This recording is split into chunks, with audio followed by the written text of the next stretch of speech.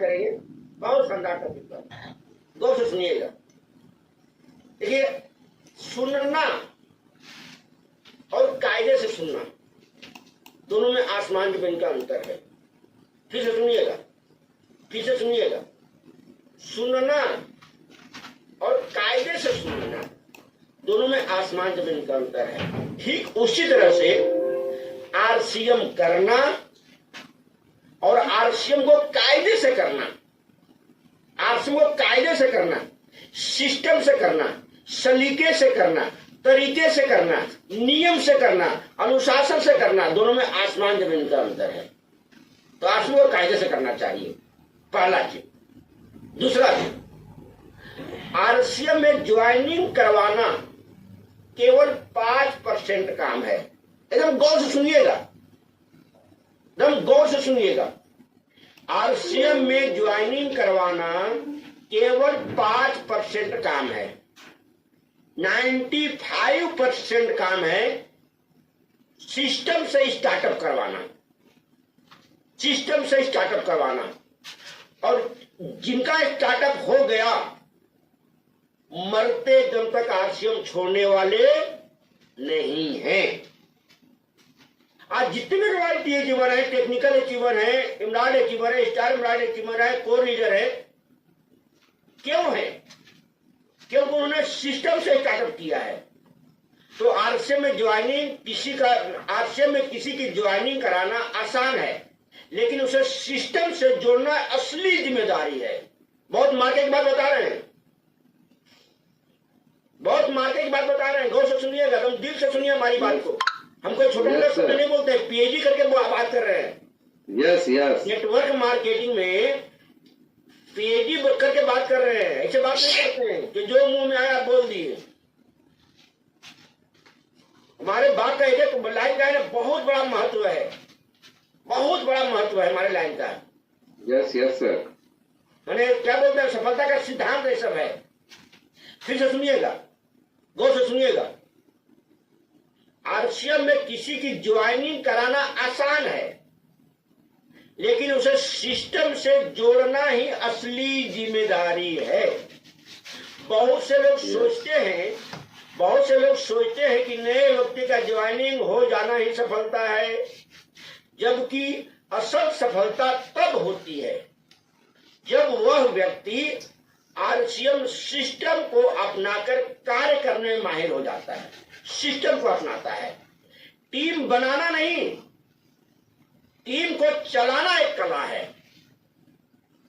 फिर से सुनिएगा, टीम ज्वाइनिंग करवाना नहीं, बल्कि टीम को चलाना एक कला है। हर नए पार्टनर को, डिस्ट्रीब्यूटर को proper guidelines, meeting, training, product knowledge और जूम मीटिंग में लाना जरूरी है। इसके लिए करना क्या है? BTFUZ। उसके लिए LTD, लर्न टीच डुप्लीकेट। उसके लिए 10D का फॉर्मूला पालन करना है, पर फोकस करवाना है। अगर हर अपलाइन अपने डाउन लाइन को सही दिशा दे दे, गौर से सुनिएगा, बहुत मार्के की बात बता रहे हैं। अगर हर अपलाइन अपने डाउन लाइन को सही दिशा दे दे, तो पूरी सीरीज चेन सफलता से जगमगाने लगेगी।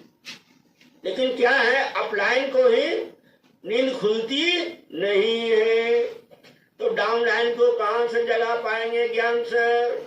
अगर हर अपलाइन अपने डाउन लाइन को सही दिशा दे दे, तो पूरी चेन सफलता से जगमगाने लगेगी। सिर्फ ज्वाइनिंग नहीं, रिजल्ट तक पहुंचाना आपकी ड्यूटी है, रिजल्ट तक पहुंचाना आपकी ड्यूटी है। चलिए अगला, गौर से सुनिएगा। इस आरसीएम को तन, मन, धन, समर्पण भावना, कंटिन्यूटी, डिसिप्लिन और पंक्चुअलिटी से करना बेहद जरूरी है। आरसीएम में आधा अधूरा समर्पण नहीं चलता है। फिर से सुनिएगा, बहुत मार्के वाली बात बता रहे हैं। इस आरसीएम में आधा अधूरा समर्पण नहीं चलता है। यहाँ पूरी ताकत से झोंकना बहुत जरूरी है। जो लोग तन, मन और धन समर्पण से जुड़े रहते हैं वही टॉप अचीवर बनते हैं। उन्हीं का ग्रोथ होता है, उन्हीं का लेवल चेंज होगा, वही बहुत आगे बढ़ेंगे। और इसके लिए गाना बना दिए थे, सबसे बड़ी चालाकी है कि कोई भी चालाकी नहीं चलेगी। जो बहुत चालाक लोग हैं कि हमारे डाउनलाइन के लोग मीटिंग में चले जाएं, हमारे डाउनलाइन के लोग जूम मीटिंग में आ जाएं, हम सोए रहे हैं। बहुत चालाकी है, डाउनलाइन लोग को वॉच कर रहे हैं। हाँ, एक एक्टिविटी को वॉच करता है। पहले डाउन लगाना आता है ना तो देखता है कि हमारे इमरान अचीवर है कि नहीं, हमारे रॉयल्टी है कि नहीं। जूम मीटिंग में 2-4 दिन तो आएगा डाउनलाइन, 5वें दिन से वो परमानेंट गायब हो जाएगा। अब कुछ लोग बोलते हैं कि हमारे टीम से लोग आते नहीं है, कहां से आएगा भाई, कहां से आएगा? संख्या क्यों बढ़ रही है? कारण यही है, इंजन ही रुक जाती है सुशील सर, तो बोगी कहां से चलेगी? बहुत मार्केट बात बता रहे हैं, गौर से सुनिएगा। डिसिप्लिन और कंटिन्यूटी आरसीएम की आत्मा है।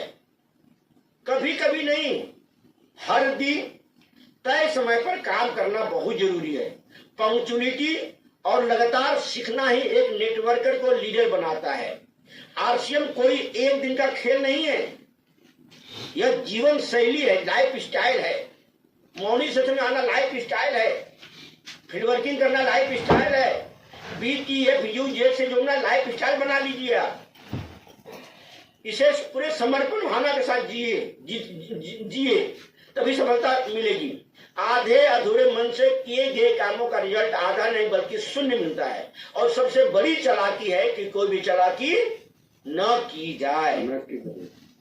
तीसरा,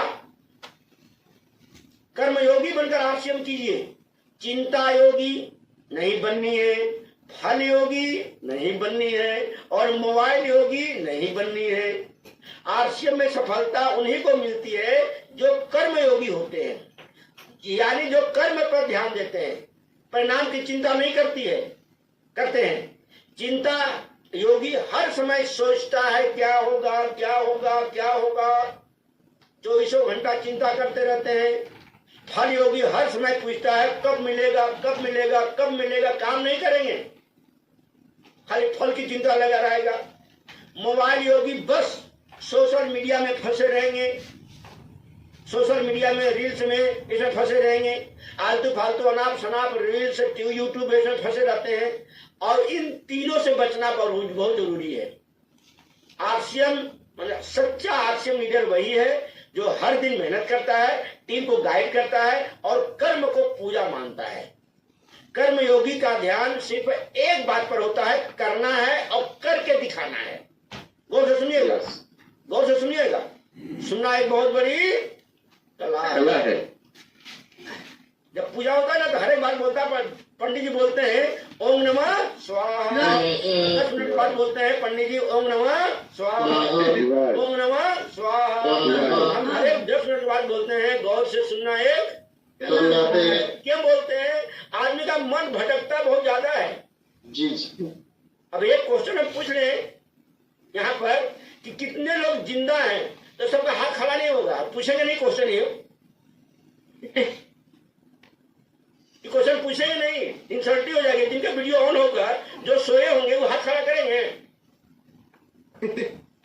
नहीं। और उनके डाउनलोड देख लेंगे कि हमारे अप्लाइन तो हाथ देखने खड़ा किए हैं, मतलब क्या है। तो गौर से सुनिएगा, थोड़ा सा गौर से सुनिएगा। फुल टाइमर और पार्ट टाइमर सफल होते हैं, जबकि सम टाइमर कभी सफल हो ही नहीं सकता है। सम टाइमर मतलब होता है कभी कभार वाले। 2 दिन मॉर्निंग सेशन में आना, 20 दिन गायब। 2 दिन फील्ड वर्किंग करना, 20 दिन गायब। 2 दिन 2 बार खरीदारी करना, 6 महीना गायब। तो सम टाइमर नहीं बनना है, कभी कभार वाले नहीं बनना है। आरसीएम में 2 तरह के लोग सफल होते हैं। फुल टाइमर जो पूरे समय और लगन से जुड़े रहते हैं, पार्ट टाइमर जो कम समय देते हैं लेकिन ईमानदारी से समय देते हैं, ईमानदारी से। लेकिन सम टाइमर मतलब कभी कभार वाले जो कभी कभी मूड आया जूम मीटिंग में आ गए, मूड नहीं आया, नहीं आए, मूड हुआ सेमिनार में चले गए, मूड नहीं हुआ 6 महीना गायब, वे कभी सफल नहीं होते हैं। आरसीएम कंसिस्टेंसी का बिजनेस है, मूड का बिजनेस नहीं है, कंसिस्टेंसी का बिजनेस है। अगर आप सच में आगे बढ़ना चाहता है तो अपने लिए डेली शेड्यूल बनाइए, आरसीएम को अपनी जिंदगी का हिस्सा बना दीजिए, फिर देखिए सफलता आपके कदम चुमेगी। 5वां, आरसीएम करना और आरसीएम को कायदे से करना, दोनों में आसमान जमीन का अंतर है। बहुत से लोग आरसीएम करते हैं पर कायदे से नहीं करते हैं। सिस्टम, आरसीएम का सिस्टम बहुत वैज्ञानिक और परखा हुआ सिस्टम है। जो लोग सिस्टम फॉलो करते हैं वही तेजी से ऊपर बढ़ते हैं। 90% लोग इसीलिए असफल होते हैं क्योंकि वे सिस्टम से हट जाते हैं। सिस्टम मतलब क्या होता है? ट्रेनिंग, मीटिंग, सूदी plan, team building, home meeting, BTF यूजेट, ये सब सिस्टम का पार्ट है। अगर आप आरसीएम को नियम, अनुशासन और योजना से करेंगे तो आप कभी भी अपने सपने को हकीकत में बदल सकते हैं। आरसीएम का कायदा, आरसीएम का फॉर्मूला पालन करना बहुत जरूरी है। और अनुशासनहीन व्यक्ति, अनडिसिप्लिन व्यक्ति जिंदगी में कभी सफल नहीं होता है। अनुशासन ही व्यक्ति को महान और सफल बनाता है। लगातार सीखते रहिए, टिके रहिए और चंपालाल से बच के रहिए। चंपालाल का नया नाम दिया गया है चिलगोजर। चिलगोजर मिलेंगे, चंपालाल मिलेंगे, रोजाना मिलेंगे, उससे बचना बहुत जरूरी है। और जब भी चिलगोजर मिले, चंपालाल मिले, मुस्कुरा दीजिए, जैसे सीमा मैडम मुस्कुरा रही हैं। चंपालाल मिले, जरूर मुस्कुराइएगा। चंपालाल टेंशन में आ जाएगा। यहाँ टेंशन लेना नहीं है, टेंशन देना नहीं है, टेंशन देना। और चंपालाल की बात क्यों करते हैं? मिलेंगे। आरसीएम में टिके रहना ही सबसे बड़ा रहस्य है। बहुत सुनिएगा, जो लगातार टिका रहा वाइटल बनेगा, जो लगातार सीखता रहा रॉयल्टी बनेगा, और जो लगातार सिखाता रहा वो टेक्निकल बनेगा। देखिए, ऐसा बात कहीं कहीं किताब में नहीं लिखा होगा।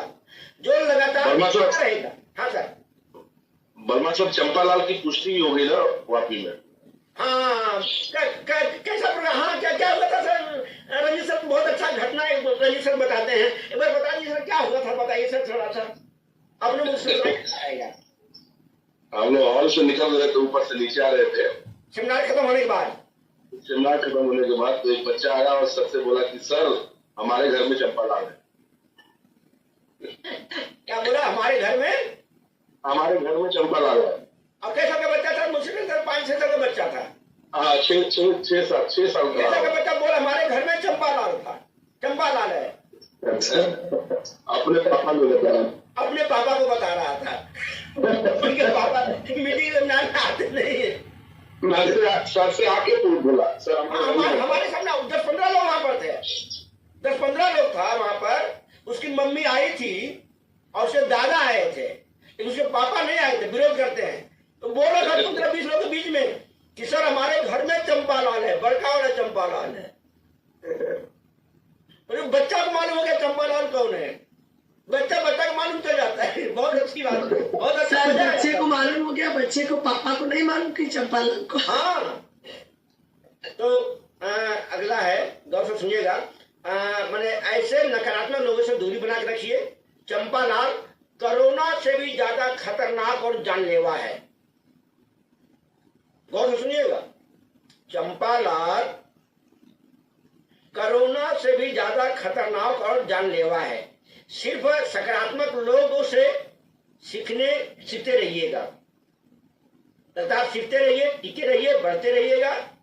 और आरसीएम में सफलता किस्मत नहीं, कायदे, कर्म और कंटिन्यूटी से मिलती है।